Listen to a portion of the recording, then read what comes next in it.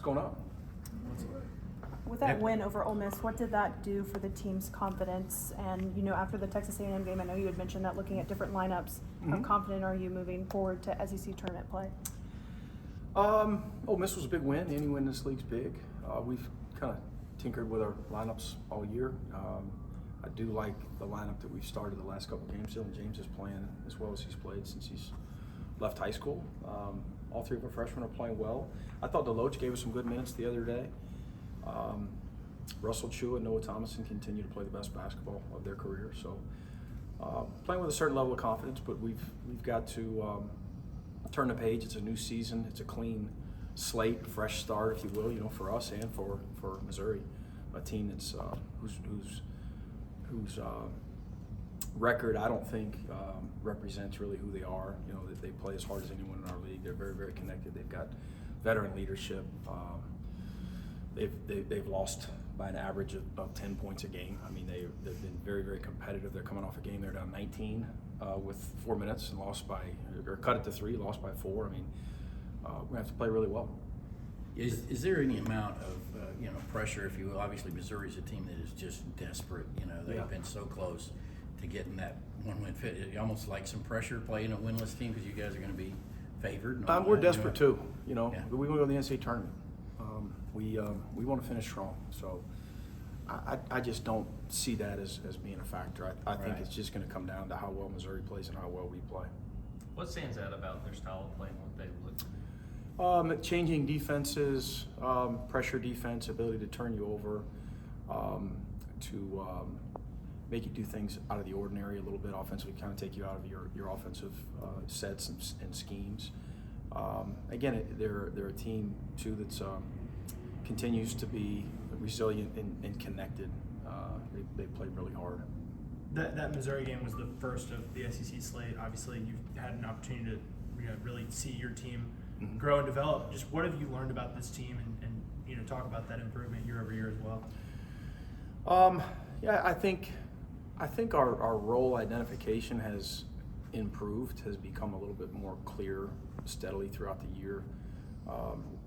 Going back to an earlier comment, Russ and Noah have kind of settled in over time and have learned gradually how to be a part of something a little bit bigger, as opposed to being the guy as they were at their last stops. And our freshmen have grown. We've gotten better on the defensive glass throughout the year. We've gotten better overall rebounding, our attention to detail, our accountability there. Our physical toughness, I think, has improved gradually throughout the year. We still have some deficiencies, 2-point percentage defense, protecting the rim, blocking shots, things like that. But we've also morphed a few times offensively as to what our attack is based on the opponent. So this team's gotten better at making some of those changes. Hopefully we can finish strong. Mike, how important is that for, I guess, retention purposes? Now we're in this whole new free agency era, and also just general direction, momentum of the program. You just don't know moving forward. When the ball stops bouncing for this team, we'll have meetings with all of our guys, and I'm sure every team in our league will be doing the same thing, really throughout college basketball, not only Power 5, but throughout its entirety. And those conversations will lead to decisions by staffs and by, for the most part, young people as to what they're looking for, what's most important to them. You just can't spend a lot of time worrying about that right now. You do the best you can with the next opponent and the scout and your current team, and we've got enough pieces and we've got enough buy-in, I think, to play well tomorrow. We'll have to play well, but Missouri does too. They've got length and athleticism and 3 really good shooters and some bigs who can step out and shoot. And again, veteran guards that scored a lot of points, made a lot of threes. They're a good team. Any health update on Jabari? He hasn't gone yet. It's just day to day. We'll see how he feels. We'll have a practice tonight, so we'll see if he does anything tonight. And I guess that being said, if you guys get to go where you want to go, 5 games in 5 days, just what would that take, physically on your team? What has to happen? A lot. We've got to do our best creatively to keep guys as fresh as possible. Everyone's in the same boat, though. You know, I know we can be fresh as heck on Thursday, but if we don't win on Wednesday, it doesn't matter, right? So it's if guys got to play 35, if they're playing really well, if they got to play 40, so be it. You know, it's about trying to beat Missouri by 1 point, you know, and surviving and advancing. So we'll worry about staying fresh.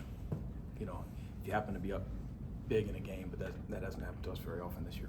Mike, we were talking about the metrics a second ago, and obviously you guys are much further ahead. You had a 10-game win streak. You beat 3 ACC teams. Mm-hmm. Some people just look at the record and say the same, but in terms of the growth and the culture, how would you maybe explain just how much the program's grown and the firmness of the direction? Yeah, you know, our overall record isn't overly pretty. It's not what we wanted. That said, though, we are significantly better. I mean, I think you could ask our opponents. We're a better team. We're more competitive. Our point differential, as I talked about with Missouri's, is better than it was a year ago. We're more competitive. We've had chances. We've been close. You know, in a few where if you hold on to a couple of those leads, you know, we're potentially sitting here as a bubble team. That didn't happen to this point, but there's still basketball ahead of us. We'll continue to try to improve in certain areas, but you know, I'm proud of the growth, you know, of this program and of this team. You know, the development of this team. Got off to a tough start there with a really tough early non-conference schedule, and then really since late November, I would say we've been. Although we haven't won as many as we would have liked, we've been very competitive in almost every game against some of the best competition in the country. Mike, what's it like as you are finishing your second season to build this program compared to year 2 in Florida when the situation was different, NILs that were a factor? Do you have what you need in that realm to build a roster? Yeah, you know, our administration has been fantastic. We've got all the support that we need. We just got to get better. You know, we've got to continue to develop the guys we've got. We've got to continue to be really strong with recruiting. This spring will be very important for us, as it will be for most of our league. But yeah, we're optimistic about the future of Georgia basketball for sure. I'm sorry, You're good. As an SEC coach and a member of the Coaches Association, in terms of the setup, obviously you've got freshmen. If you've got talented freshmen on a team that's not winning big, there are 330 teams in the country that, you know, they're probably, I don't know how it works if that they might hear from in some way. Sure. Are you guys lobbying for some kind of change on this where it's not every year, or is that dog hunt? That's just above me. That's tell me what the rules are and we'll abide by the rules, right? Right. From what I understand, a lot of young people in college basketball will have tough decisions to make this spring, and will have the opportunity to go elsewhere. And it's re-recruitment, and then it's also recruitment, you know, from other universities and schools in terms of guys being in the portal, and that's what it is. So it's guys that want to be here. We will have those conversations, and we'll re-recruit them, right? But if ultimately if a guy wants to be somewhere else really badly, then that's what I want for them. You know, you want to build this thing with people that really want to be here, and we're going to have really good players this spring. Some that are here, some that are at other schools, some that are coming from high school that want to be here, and we're going to have success with them. Speaking of someone coming from high school, with Asa, how does he fit with what you have, you know, in terms of some of your young core? What does he bring that maybe your team doesn't have now?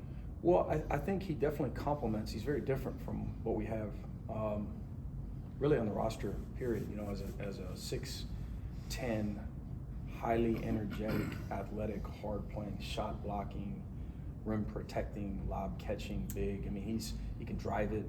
He's competitive. He's an underrated shooter. You know, not really his role for his current high school team with a bunch of shooters around him, but he can stretch the defense. He's a really talented kid. Noah said 0-0, obviously a fresh start. You know, how much new sense of energy can you feel in that locker room? A little bit, honestly. You know, we've kind of got a laid-back group in terms of in the locker room and in film sessions and stuff like that. But again, going back to how this team approaches practice daily, not much of a difference, honestly. And You can look at it how you want to look at that, but we were the same team yesterday. I anticipate being the same team tonight, where our guys get after it in practice and they'll compete and they'll work. It's a matter of how we play and what our detail is tomorrow, how we respond. We talk about that a lot, and how Missouri responds to their adversities, and same thing in game, making big plays and live ball turnovers, defending the glass, all those things we've got to continue to stress to be successful. Silas made the SEC all freshman Yeah. team. Just what sort of growth have you seen from him over the course of this year? He's a guy, I can't sit here and tell you he's just gotten so much better throughout the year. I thought he was really good first week of practice. He's got a high level mental and physical toughness, leadership skills, and he'll grow in that area. I think organically, when he's not the youngest guy on the court, it'll happen for me. But he's leading us right now at times, and what he says holds weight. But there'll be a time in his career where he's the guy, because people respect him. His work ethic, he plays to win. He makes extra passes. He dives on the floor. He doesn't take plays off. He's just he's a winning player. And I told him this. I congratulated him, of course, and he's got great humility, and he's thankful for his teammates and everybody else. That's what he points to, right? And you like being in the foxhole with guys like that. And I would say that he's probably even still a little bit underrated, because he does a lot of things too. He made the All-SEC freshman team probably because of minutes played and points scored and averages and so on and so forth. But there's a lot of stuff he does that doesn't show up. And that's why he does play a lot of minutes. He's a winning player. Proud for him. Any other questions for Mike? Okey-doke. Thanks, Mike. Thank you, guys.